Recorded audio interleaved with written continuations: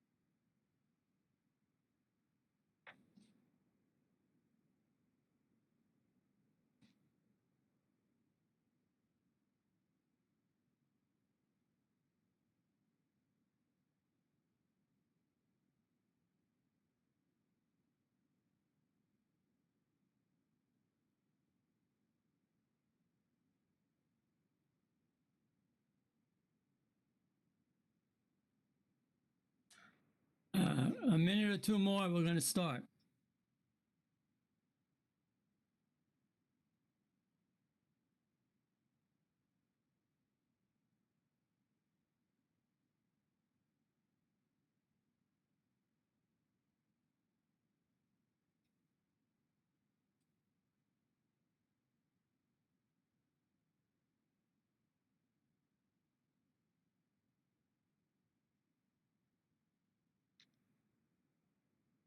All right.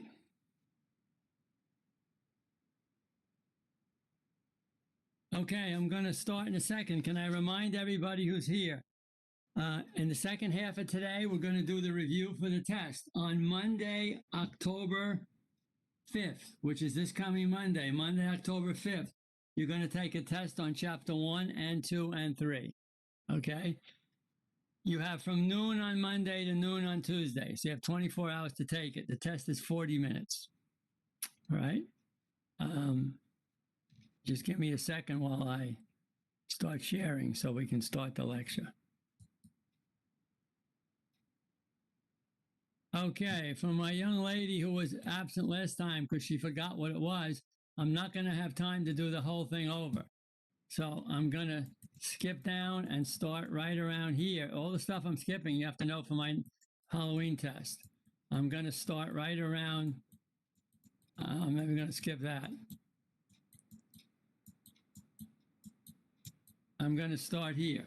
Okay, so chapter 4, for those who were not absent last time, for those who heard the stuff, okay, we need to know all about copper cable.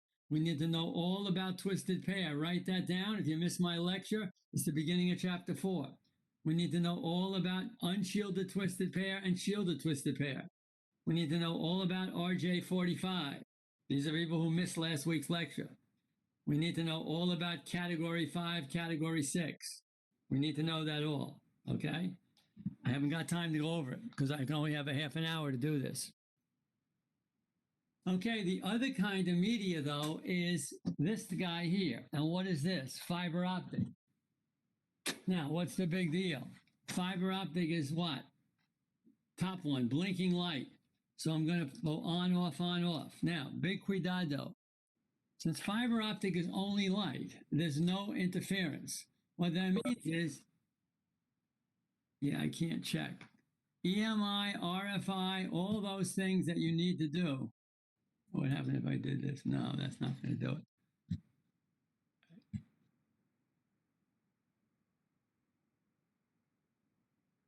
I'm screwed. What did I just do?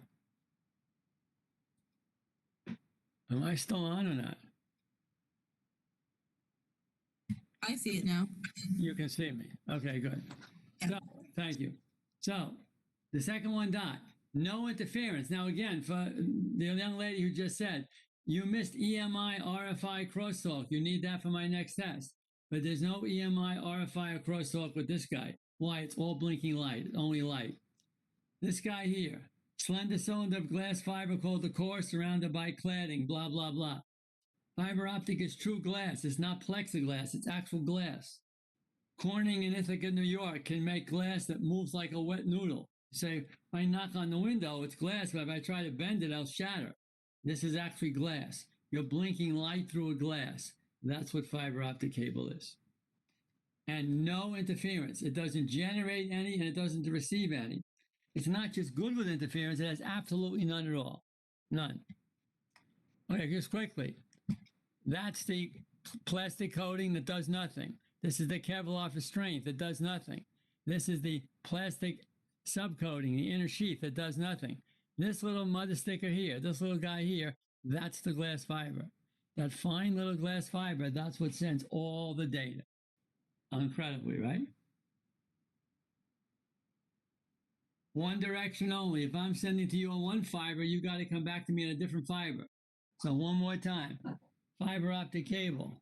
If I'm sending on one, you come back to me on the other. I need a separate fiber for each direction.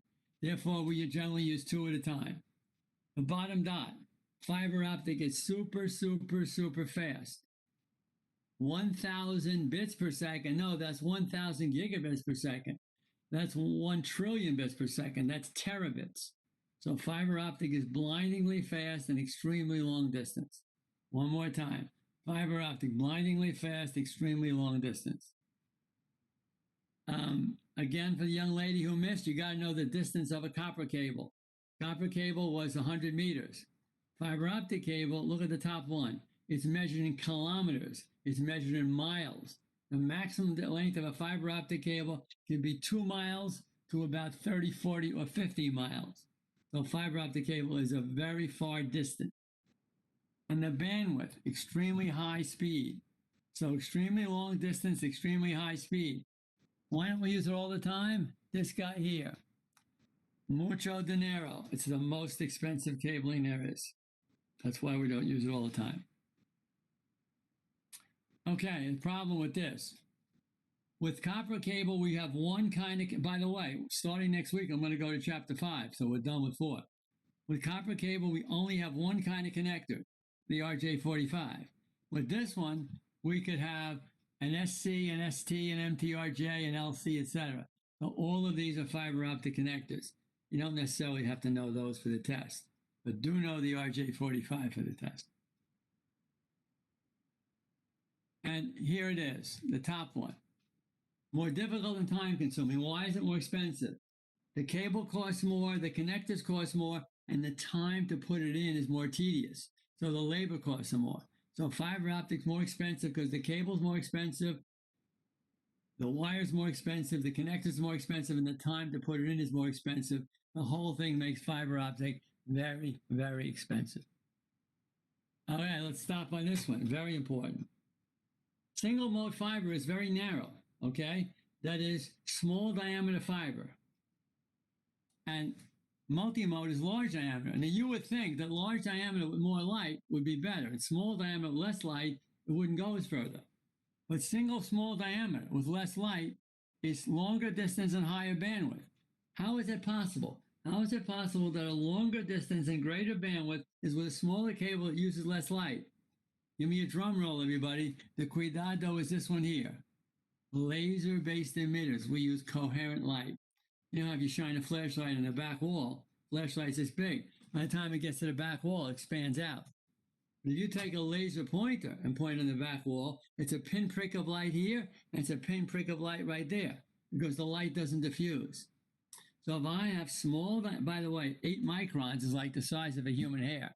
So if I have a small diameter cable, but I'm using coherent laser-based light, that will span longer distances and higher bandwidth. That means that single mode fiber is the best one to use, even though it uses less light and is a smaller diameter. Exactly the opposite of what you would think. We always use single mode fiber. I'm skipping a lot of this stuff for about 4 reasons, because I want to get to the sexy stuff. Okay, now, you would think we're done with the lecture. Now, again, I'm sorry for the young lady who missed last time. You have to know all about your unshielded twisted pair and all you got your category 5 and 6. And I'm not doing that. That's one kind, and that would be on my Halloween test, and that's one kind of media. The other kind of media we just covered, it's glass fiber, okay? That's true glass, and you're sending a blinking light. So with copper cable, electricity on is logic 1, electricity off is logic 0. With fiber optic, light on is logic 1, light off is logic 0, okay? And that's it, we're done. Well, there's one more media. Now, what's the one more media? And that's the invisible airwaves, the invisible radio waves. And when I'm done with this, I'm done. So the invisible radio waves, that's the last form of media, okay? Now, they've got a lot of gibberish about why wireless is so good, but let's do the last one. Roam around a corporate or college campus. If I'm plugged in, I can only go so far. I can't stretch past the wire. But if I've got a laptop and it's wireless, I can walk all around the campus and I'll go from place to place. So wireless is an invisible form of media, whereas copper cable or fiber optic is the actual cable kind. I'm skipping all this. What does a wireless access point need? The second dot. The wireless access point needs something called a transceiver. Now let's show you what that is. Almighty access point, I want to talk to you. I'm transmitting and the access point must be hearing me. It needs a receiver. Now the access point says back to me, okay, what do you want? The access point is sending back to me. Now the access point has to be a transmitter. So a transceiver simply means a transmitter and a receiver. The access point must be a transmitter and a receiver. And it's got to be one other thing too. This word here. It's got to have an antenna to receive the wireless signal and an antenna to send the wireless signal. What 3 things must be in a wireless access point? A transmitter and a receiver and an antenna. There can be other things in an access point, but they can't be less than that in an access point. All right? All right, this is a tricky one, and I miss having the blackboard, but I'm going to try to talk about the second dot. So I'm driving home, and I like to listen to the news. And I listen to the news on WCBS, and CBS is 88 on the AM dial. That really isn't 88, it's really 880 on the AM dial. Well, 880 what? 888,000 cycles per second. So the frequency of the radio station I'm listening to is cycles per second measured in hertz. So what it is, and then you say, look, I don't listen to Radio 88. I like to listen to WABC. Well, WABC on the radio dial is 77, but it's really 770. 770 kilohertz, 770,000 cycles per second. So if you're tuned to 770, you're listening to WABC. If I'm tuned to 880, I'm listening to WCBS. Depending on the frequency, that's the radio station. It's how many sine waves in 1 second. So it's kilohertz, 1,000 sine waves in 1 second. So WCBS is 880,000 sine waves in 1 second. That's 880 kilohertz, 880,000 hertz, cycles per second. Radio waves are always measured in hertz or cycles per second. Now, again, I could explain this much better if I had the board, but I'm just going to have to leave it at that. Okay. Might this be on the Halloween test? Yes, yes, yes, yes, and yes. Okay. I'm going to stop in a few minutes, but the next part of the lecture is what I enjoy the most. So what have we got so far? We've got copper cable, which is unshielded twisted pair, category 1, 2, 3, 4, 5, 6, and that's a form of media. Then we've got fiber optic cable, which is probably single mode fiber, which is a coring and a cladding and glass fiber, and that's the other kind of media. And then the third kind of media we have is the invisible air waves called radio waves, and they are at a certain frequency measured in kilohertz, and they're radio waves. You can't see them, but they're there. Okay? Now, this stupid slide is really neat. That's one of my favorites. Look at the top. See where it says radio is 10 kilohertz to 300 megahertz? Then it says microwave is 300 megahertz to 300. Then it says infrared is blah, blah, blah. What you don't realize is something called the electromagnetic spectrum. And what you don't realize is radio is the bottom of the electromagnetic spectrum. Microwave is simply higher frequency radio waves. They're higher in the electromagnetic spectrum. And what comes above that? You say, well, wait, professor, infrared is light. Light's not radio. Actually, light is really high frequency radio. Light is simply the top of the electromagnetic spectrum. And all of you people graduate from the 5th, 6th, and 7th grade, then you ever learn your light spectrum, red, orange, yellow, blue, indigo, violet, right? Well, infrared's down here, ultraviolet's up here. The frequency of light changes and the different colors. So each color of light is simply a different frequency. So let's do it again. Here's radio, here's microwave, and here's light. Here's radio, here's microwave, and here's light. Okay? Light is simply much higher frequency than radio. All right, let's tell my little story. Okay? Now, you guys are all, guys and girls, you're all old geezers, right? So a lot of you guys were around in World War II when we fought the Nazis. I assume you all were, right? So why did we win World War II? Because we had radar and they didn't. Well, what is radar? You can find the planes in the air. How does radar work? What radar works is a radar gun shoots a high frequency radio wave around in a circle. Now, when an airplane comes by, which is a metal, it's made of steel and metal, the radio waves bounce off and they make an image. And you say, hey, there's some Nazi planes coming to get us. We better get up in the air and shoot them down. Now, the bad guys didn't have radar, and we could surprise them. We had radar, and we couldn't be surprised. It's not the only reason, but it's a big reason why we won the war. Okay, so a lot of you guys were there at the time, I'm sure, because you're all older than you look. So one of the nerdy guys is walking around, and what happens is they started to get third-degree burns. They got burned. So they put a memo out and said, these radar guns use very high-frequency radio waves. And in unintended consequences of these radio waves that are such high frequency, they will burn your skin and your flesh. So if you walk around and you stand in front of the radar gun as it's going around, you'll get third-degree burns. So the technicians learned to walk around and hunch down and make sure the radar gun didn't hit them, okay, to not get burned, which is a good thing, an unintended consequence.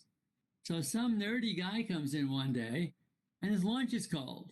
So he puts it on a wooden stick and he holds it up, and what happens? As the radar gun comes around, it cooks and heats his lunch. It would have cooked and heated him. He was careful to keep out of the way, but the radar gun heats his lunch. Doesn't affect the radar. We still find the Nazi planes, and he cooks his lunch every day that way. After the war, someone said, what if we put a radar gun in a box? Could we cook our lunch that way? Well, all a microwave oven is high-frequency radio. As a matter of fact, the original microwave ovens were literally radar guns in a box. Now we make them from scratch. But it's just high-frequency radio waves. Now, the fact that they cook meat or the fact that they burn meat was an unintended consequence. If it's your hand, your finger, your face that's getting burned, you're ticked off. You don't want that to happen. But if it's heating up a pizza or a hot dog, then you're very happy. See what I mean? All a microwave oven is high frequency radio waves aimed at food to heat it up rather than the Nazi planes to shoot them down. All right? So, radio down here, microwave up here, light up here. Everybody got that? We're almost done because I want to stop this. I'm just getting bored. That's one of my favorite lectures. If I had the board, it'd be sexier, but I can't do it without the board. Let's keep going. Now, here's the last part of the lecture. Muy importante, pay attention. Wireless, it's radio waves, right? Well, it talks about 4 primary types. I'm going to do a very skim lecture, you'll see. Could wireless be infrared light? Yes, it could, but we never use it. Could wireless be laser-based? Yes, we could, but we never use it. One more time. Is there infrared wireless? There is. We never use it. Is there laser-based wireless? There is. We never use it. All wireless is what? Radio. Well, now we have 2 kinds of radio, narrow band and spread spectrum. Well, let's do narrow band, which I think you'll understand, which is the one we don't use. So, you and I want to have a conversation on the Citizens Band radio. Well, CB radio is 40 channels. You tell me, I'll tell you what, I'll meet you on channel 22. So you and I meet on channel 22 and we talk. Now you and your girlfriend want to have an amorous thing. You say, okay, we'll meet on channel 6. Then you have a talk.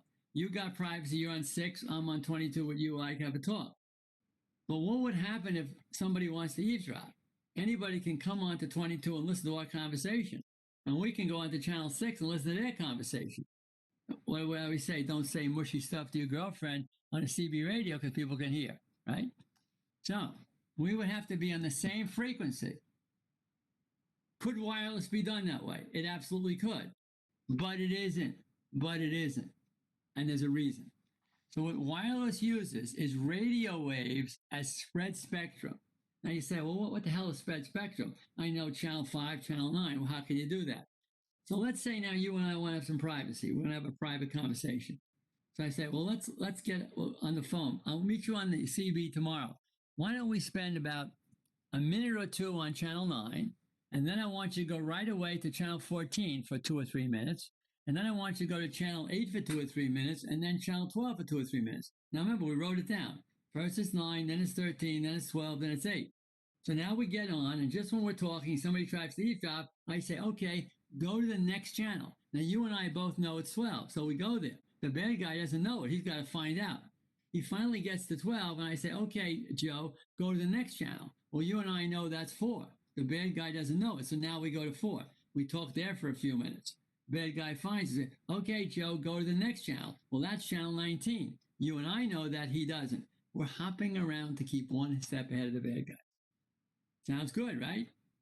Well, it's kind of awkward, but it would work. Now I'd like to hop faster. So what I want to do is I want to spend 1 second on one channel, 1 second on the other, 1 second on the other. Well, neither one of us is coordinated enough to keep turning. So it's only a matter of time before we be all screwed up. But supposing that when I'm talking to you on the CB radio, we had pre-programmed computers that could move us from channel to channel to channel like this together. So in other words, when you hop to another channel, my radio would follow. A half a second later, both radios would hop over here. A half a second later, they both hop over here. A half a second later, they both hop over here. As long as they're computer controlled, they would hop in perfect sequence. And what would happen is you and I would have an ongoing conversation, but the bad guy would go crazy trying to follow us because he doesn't know the hop code. He doesn't know exactly. We're not going to go from 1 to 2 to 3. We're going to go from 2 to 4 to 9 to 7 to 2, like that. What looks like a random hop code, but we both know it. That's frequency hopping, spread spectrum. And that is essentially what Wi-Fi wireless does, okay? So what is spread spectrum? Using multiple now I got to say this right. It's using multiple frequencies at the same time. But the way it really works is I'm using multiple frequencies, but not at the same time because we're moving between them so rapidly. We're using them all, but we're moving between them so rapidly that it looks like they're at the same time, but it's not. Now, I got another one I'm going to leave you with. This is a tough one. We don't really use frequency hopping. We use the direct sequence modulation one, but it's still another form of spread spectrum. So let's try this one more time, and I think I'm going to stop. Okay, so here it is. Wireless. Is there infrared wireless? There is, but we never use it.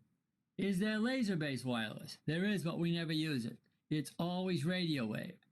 Is there narrowband wireless that uses only one frequency? There is, but we never use it. What we use is radio-based wireless that's called spread spectrum. That is, it moves around various frequencies. So wireless is radio-oriented and it's spread spectrum. If anybody wants to really understand this, we do teach, and I teach it, a 15-week wireless course that leads to a wireless cert. But I wouldn't take that unless you're interested in wireless. Nevertheless, if you got a wireless certification, you get a very good job. So that is Wi-Fi. What does it use? Radio waves. And again, never infrared, never any of the others. Now, I got a lot more sexy stuff I'd like to talk about. But because we're out of time, remember, I normally have redone all of chapter 4, but it's coming up on 3:40. So I need to stop the sharing. Okay. And now what I'm going to do is I just want to check for 1 second anybody who came in. Yeah, I see somebody who came in, the attendance. In a second, I'm about to go to chapter 1 and do 15 minutes on chapter 1. Then I'm going to go to chapter 2 and do an attendance. 15 minutes on chapter 2, and then 15 minutes on chapter 3, and we should be okay. But there's 2 people that came in that I want to make sure I have them. Okay, and I thought I saw her, yes. All right, and I've got this down to a science. I didn't know how it would work. I'm going to see if I can't bring up the slides, but I'm also going to give you page numbers. So I'm just checking to make sure I got all these people. I have there's people missing who are permanently missing, but I can't do much about it. All right, chill out while I do this. So what I'm going to have to do is this. Minimize this. Get out of this. Go down here and do this. Sorry about all this, but there's no other way to do it. No, that's not what I want. That's not what I want. We'll have enough time. We'll get it in. We'll even be able to leave early. Good. Okay. So here it is. Oh, damn. All right. I can't. All right. So.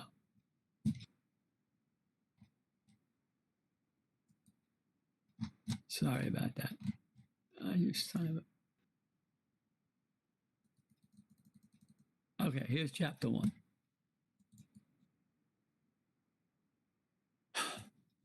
This is exhausting.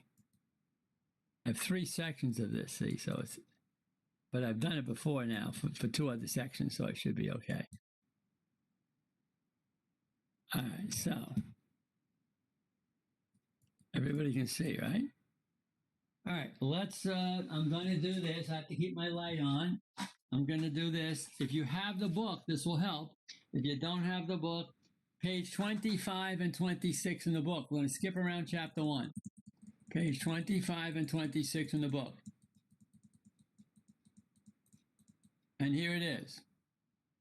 The top of the slide, a LAN, WAN, and a MAN. I need to know all of them for the test. LAN, local area network. We're in the same geographical area. We're same place, same room, local. Internetwork, connecting multiple LANs together. LAN to LAN to LAN across the halls, an internetwork. But here's the 2 biggies that people always screw up. What's a wide area network? Well, if the LAN is from here across the hall, that's an internetwork. If the LAN is from here to California, that's a wide area because why? It's a long distance. So from one city to another city, from a city in one state to a city in another state, that's a wide area network. And what's metropolitan area? That's the Bergen campus. It's longer than local, but shorter than wide.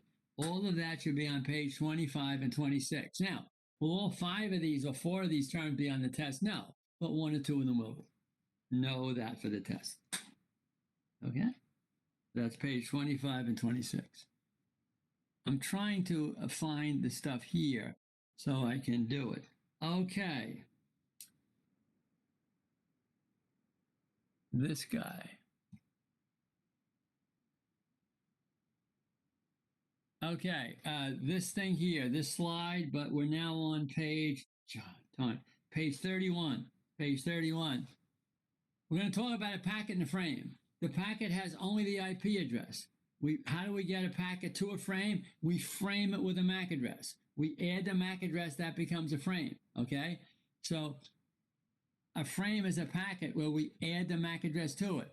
Here's the cuidado, page 31. The term encapsulation. Making the packet into a frame, what have we done? We've encapsulated the packet. As we go to make it bigger and bigger and bigger, that's known as encapsulation, top of page 31. Know that for my test. Okay. I'm trying to, okay. This one here. I don't have a page number, but this one here. Page 18. Page 18. The packet and the frame and the MAC address and the IP address. On page 18, the MAC address is like the street address, but the IP address is like the zip code. So the IP address gets you in the neighborhood, and the MAC address gets it to your exact computer. One more time. The IP address on page 18 is like the zip code. The MAC address on page 18 is like the street address, the actual house address. Know that analogy? Page 18. I missed one that I wanted. I saw it before and I screwed up on it.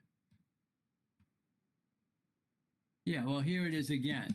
Logical address is the zip code and the physical address is the street address.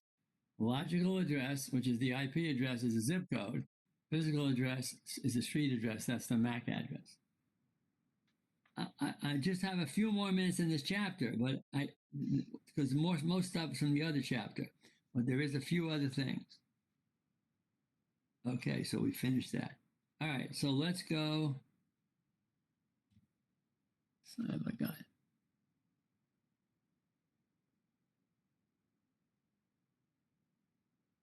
Okay, let's talk about clients and client operating systems.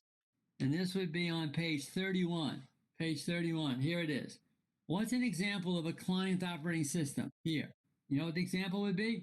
Windows XP, Windows 7, Windows 10, Windows 8. The regular Windows that you use is a client operating system. You say, wait, Professor, well, what's a server operating system then? Well, a server operating system would be Windows Server 2000, Windows Server 2008, Windows Server 2012. Windows XP, Windows 10, Windows 8, those are all client operating systems. Why? Because you're asking questions, you're accessing the internet. Okay, now the one I like the least, but I have to talk about it, and I hate this one, but I'm going to talk about it, and that is the difference between peer-to-peer and client-server. Peer-to-peers were all equal, and client-server means there's a file server up there, we all access data on the file server. Pretty obvious that the server base is better. Now, what's the problem with peer-to-peer? Well, the good thing about peer-to-peer is it's cheap. You don't need a file server. So that's when you use peer-to-peer. But the problem is there's nothing centralized. See where it says this thing? By the way, all this will be on page 35. Most computers function as clients or servers with no centralized control. So, client with a peer-to-peer, both a server and a server role, both client and server. Everybody can share resources with everybody else. Everybody must act as their own administrator. That means it's a mess. Very little centralized management. Very little centralized security. Security is terrible. In other words, it's a bad way to do it. What's the only reason we want to do the peer-to-peer method? And that is, we're a very small company, we have no money. Very small company, have no money, you want to do it. If you want enhanced control, if you want better security, then you have to go to what? Client-server model, the server-based model. All that's on page 31. What's wrong with peer-to-peer? No centralized control of anything. No centralized control of the data, no centralized security, weak network. And that's on page 31. Now, here's the bad news and the good news. I did cover a fair amount of stuff. Knowing LAN, WAN, and MAN. Knowing the difference between a packet and a frame. You do have to know that. But I think we're done, not with the review. I think we're done with the chapter 1 part of the review. Okay? So, and I gave you page numbers. By the way, I'm not really reteaching this. I'm just telling you to know this stuff. If you don't know it, you have no idea, you're screwed. This should be a review. And I'm not teaching, okay? So, and I'm watching my clock. It's 3:49, almost 3:50, and I have to finish by 4:30, but I will. So I should think I have 15 minutes on each other chapter. We'll be out 10 minutes early, all right? right. Again, there's no shortcut to this. The bad news, of course, is that chapter 2 is the longer one, so it's going to take me longer. Again, know what a LAN is, know what an internetwork is, know what a MAN is, know what a WAN is, and know the difference, and know which is an example of which. So there might be a question that says, under these conditions, what do you have? And you should know all that. Okay, so there's no shortcut. I have to keep doing this. I have to stop sharing. Okay. Then I have to go to minimize this. I'm sorry, there's just no way around this, but it seems to have worked in the other thing. Okay, now I go down here. I think I can recent items, and there's chapter. Son of a gun, you bastard! All right. And there's chapter 2. Now I got to go back down here, bring this up again, and start sharing it again. Now, this is the lengthy part of the review, okay? So I think you can start with page 57. Go to page, I don't have the page in front of me, I just have the notes. But go to page 57 and I'll see if I can get to what I want. Skip all this.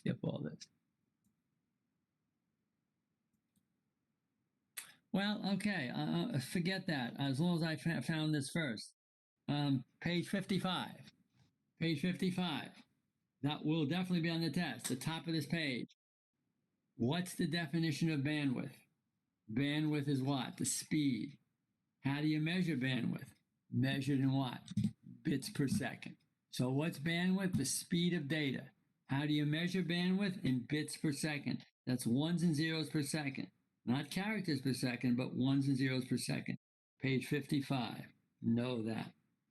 Bandwidth is the speed measured in bits per second.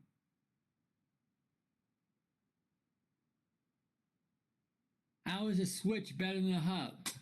Because the switch forwards the message only to one port. A hub forwards the message to all the ports.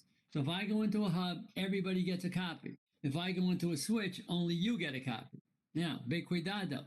How does a switch does that? It does it by knowing MAC addresses. Now, this is page 57.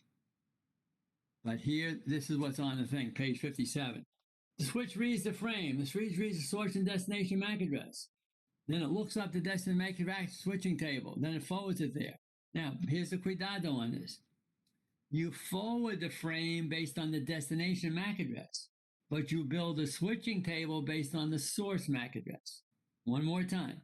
You forward the frame based on the destination MAC address, but you build a switching table based on the source MAC address. Who did it come from? Where are you? Now, if I ever see you, I'll know where you are. Notice the switching table is updated with the source MAC address, but you're forwarding the frame based on the destination MAC address. Know both of those things, and that would be on page 57. And know the difference that a hub forwards to everybody. A switch only forwards to one computer. And know why that's so. Now, that's 57. I'm just trying to check my notes. Okay, let's keep going. Quickly, a hub uses shared bandwidth, that's a bad thing. A switch uses dedicated bandwidth, that's a good thing. One more time, a hub uses shared bandwidth, that's a bad thing. A switch uses dedicated bandwidth, that's a good thing. Why? It speeds everything up. The data goes faster. I'm checking my notes to make sure I don't leave anything out. This is going to take a few minutes, but we're right on time. It's 3:53. We'll be done with this a little after 4. We have one more chapter. We'll be out by 4:15 or 4:20. Okay, this is also on the test, which I don't like it, but it's important, and that is this part over here, that page 65, a wireless access point. It's similar to a hub without wires, not a switch. Now, why is that so? Because even though I'm sending a radio wave only to you, and a switch will only send to you, because it's radio, if I'm sending only to you, I can't prevent everyone else from getting a copy because that's how radio works. So remember what I'm talking about. Talking to your girlfriend on the CB radio. You're only directing the mushy stuff to her, but anybody can eavesdrop because it goes to everybody. An access point is like a hub without wires because you can't prevent everybody from hearing it. Page 65. Page 65. Okay.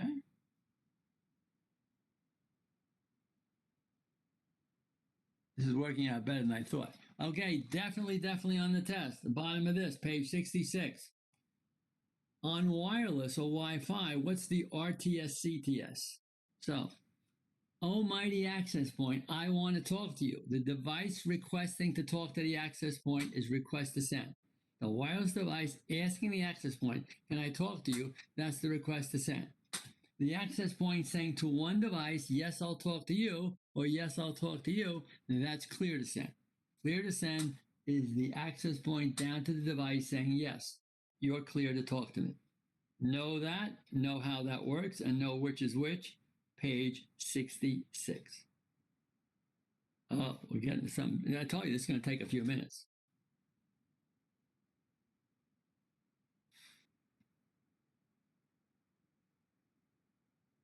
Okay, there are several questions from this slide.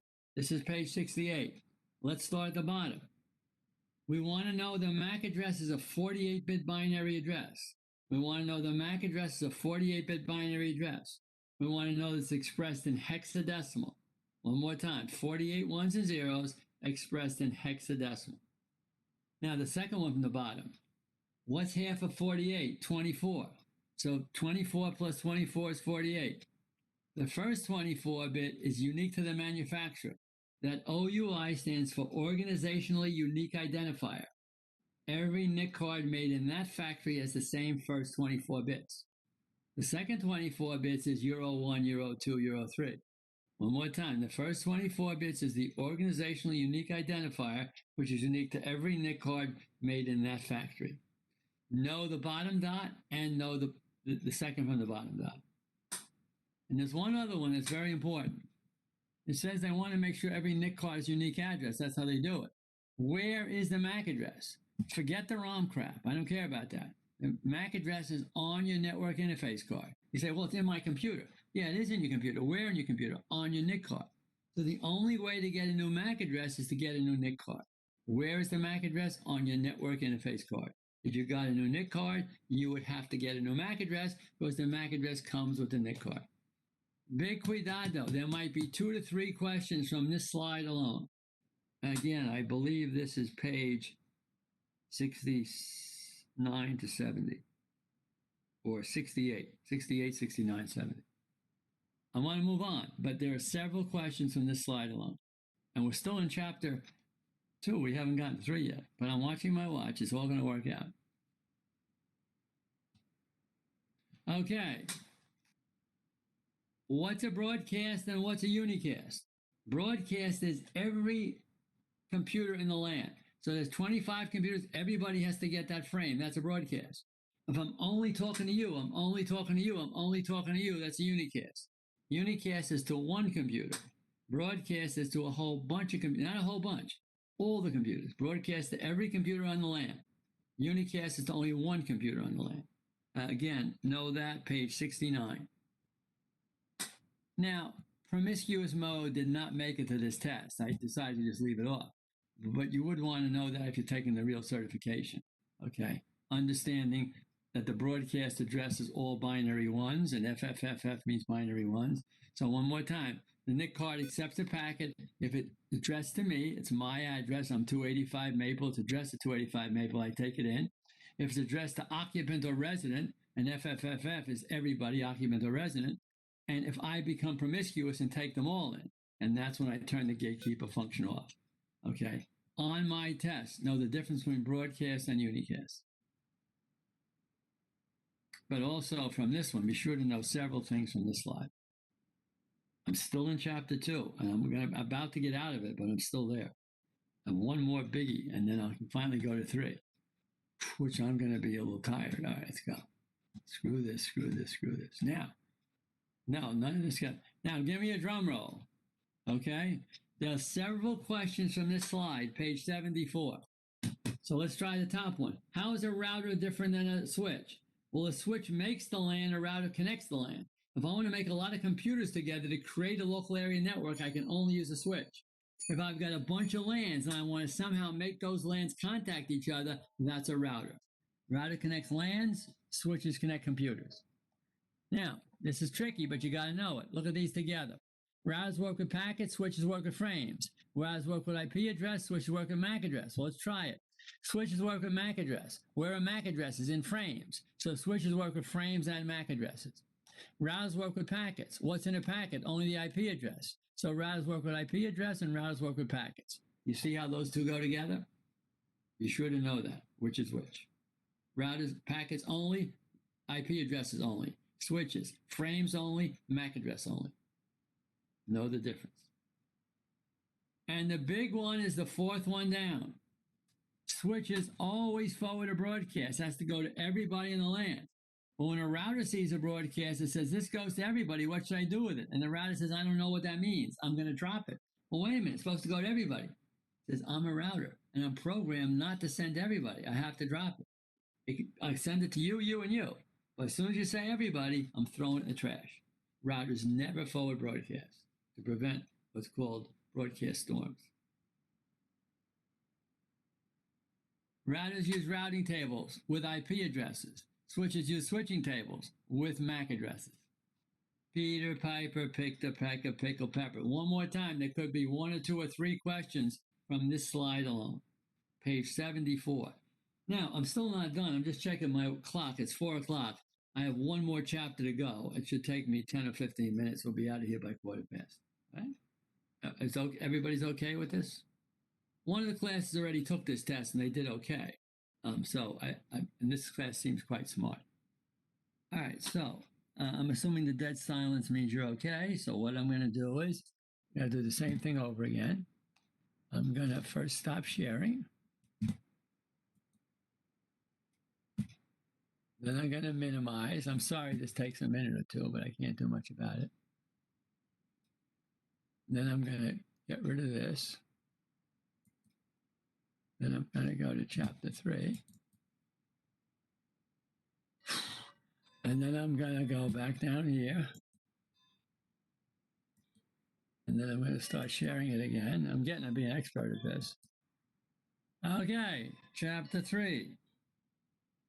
Let's begin on page 96. Now here's a good one. I only have about 5 or 7 or 10 of these. They're not many, but each one is a mother sticker. Each one is difficult. Okay, so they're not many, but each one is difficult. I think I said page 96, didn't I? Here it is. The bus is the wire. The bus is the level wire. It's the one we don't use anymore. The fact we don't use it anymore doesn't mean that it wouldn't be on the test, hint, hint. So the question is, why don't we use the bus anymore? And here's why. Because with a bus, if the end is not terminated, the signal would bounce and reflect it. Signal bounces when it bounces off the end and back onto the other direction, and then it kills the whole network. So on a bus, signal bounce is a bad thing. How do I get rid of signal bounce on a bus? I put a terminator on each end. So now when the signal comes to the end, instead of bouncing back and destroys everything, it comes to the end and it dumps into the terminator, and the terminator absorbs it. So I prevent signal bounce. On a bus, signal bounce is a bad thing, and terminators or terminations a good thing because it prevents signal bounce. Why don't we use a bus anymore? Because of this problem. Page 96, know that for my test. We're getting there, but each one is very difficult. When I'm done, I'm done. I'm never doing this crap again. Okay, just know the star is the most popular. So whether it's a regular star or an extended star or a star of star, the one we use all the time is the star topology. We never use the bus, we always use the star. Star is the most popular.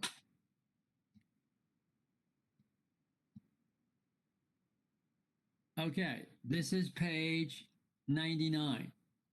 So the second dot. I've still got a bus, and the bus has 2 unterminated ends. One way is to terminate each end. Read this, but there's another way. So instead of terminating each end, okay, at the end, I simply bring the cable around and meet them together. Now that forms a what? A giant circle. What's another word for a giant circle? A ring. So if I make a ring, that prevents an unterminated end, and that prevents signal bounce. Now again, the same thing, if I cut the network anywhere, the whole thing is down. But as long as the ring is complete, that's the other way to do it. What's a ring? A giant circle. is the other way to prevent signal bounce, by bringing it around and putting them together. That's on page 99. Now, we only have about 5 or 6 more items, but each one is somewhat tricky. But we're going to be out of here in about 10 minutes, 15 at most. Now, point to multi-point didn't make it to my test. I'm only reviewing for the test now. Okay, this stuff will not be on this test. This stuff will be on the Halloween test. So I just finished talking about this now. I talked about these two last time.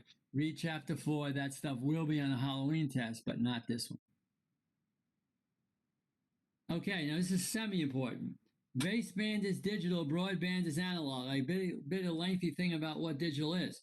When you're sending baseband, you're sending what? Ones and zeros. So when you're sending baseband, you're sending what? Ones and zeros. Broadband is an actual signal. Baseband is just highs and lows, on, off, 1, 0. Just know the baseband is the important one. Okay, now we get to what's a little bit tricky here, and these things are on the test. Ethernet is the most popular technology. We use it all the time. Never mind it was invented in the 1970s, et cetera, et cetera. We use it all the time. Okay. This MAC address I'm not going to talk about, but it's the exact same MAC address. So knowing about 48 bits, you need to know because of the last chapter. Knowing the hexadecimal, you need to know the last chapter. Knowing a broadcast, knowing a unicast, you need to know that from the last chapter. And knowing the first 24 bits, so it's the same one. I'm not going to talk about it here, but we need to know it because of the last chapter. Ethernet uses the MAC address.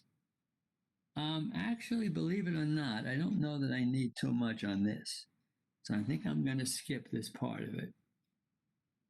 Ethernet Roman numeral 2 is the only frame type we ever use. And the maximum length of the frame is 1518 bytes, not 1518 bits. It can be smaller than that, but it can't be bigger than that. Okay, this is absolutely definitely on the test. It's page 108. Ethernet uses called CSMACD. Now, what is CSMACD? When you tell the Ethernet to send something, the NIC card listens before sending and must hear silence. That carrier sense multiple access, listen before send, hear silence. That's how Ethernet works. You have no choice. If you're using Ethernet, it's going to work this way. If 2 or more stations hear silence, they will send. If they both heard silence and they legally sent, they might crash. So if 2 or more stations transmit and a collision occurs, they got to detect the collision and they got to retransmit. So carrier sense multiple access with collision detection. One more time, you have no choice. That is how Ethernet works. Understand that CSMACD is Ethernet and Ethernet is CSMACD. And know what CSMACD is and how it works, and it's the only way that Ethernet can work. And understand what it is. That's page 108. Again, very few things to go, but each one is tricky.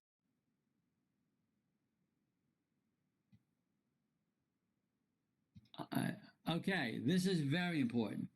And this guy is on page 110. At the bottom is what I want. Let's remember, we have a packet. What do we do with the packet? We add something to it, create a frame. So we frame it with the MAC address on the front. And what do we put on the rear end of the frame? We frame it with the MAC address on the front and the error checking on the rear end. The error checking we put on the rear end is this thing here, the CRC, page 110. The cyclical redundancy check is a way that we put at the end of the frame, not the packet, but the frame, to detect a damaged frame. It detects a damaged frame. Cuidado, it cannot detect a lost frame. It can only detect a damaged frame. Because think what happened. If you don't get the frame itself, you don't get the CRC at the end of it, you wouldn't know it was there. So it only detects that it hasn't been changed, it hasn't been damaged. What's going on? How do I make a frame? I put the MAC address on the front, and what do I put in the rear end? The error checking. What's the error checking I put at the rear end? Something called the cyclical redundancy check. What does it do? It determines that the data is unchanged or the frame is not damaged. Page 110. Okay, everybody got that? That will be on the test. We're getting there. We're getting there. It's only 4:09. 5 or 10 more minutes will be done. Okay, now I'm not going to go through all these, but you have to understand what this is. speed, type of transmission, and type of cabling. So let's try it again. X is the speed, type of transmission, type of media. So what does this stand for? The speed of 10. Not 10 bits per second, but 10 million bits per second. What does base stand for? The way we transmit. Baseband transmission. What's baseband transmission? Sending ones and zeros. What's the T at the end? The type of wire, twisted pair. Now, I'm not going to go through all the rest of these and know all of them, but we'll take one more. 100, the speed, 100 million bits per second.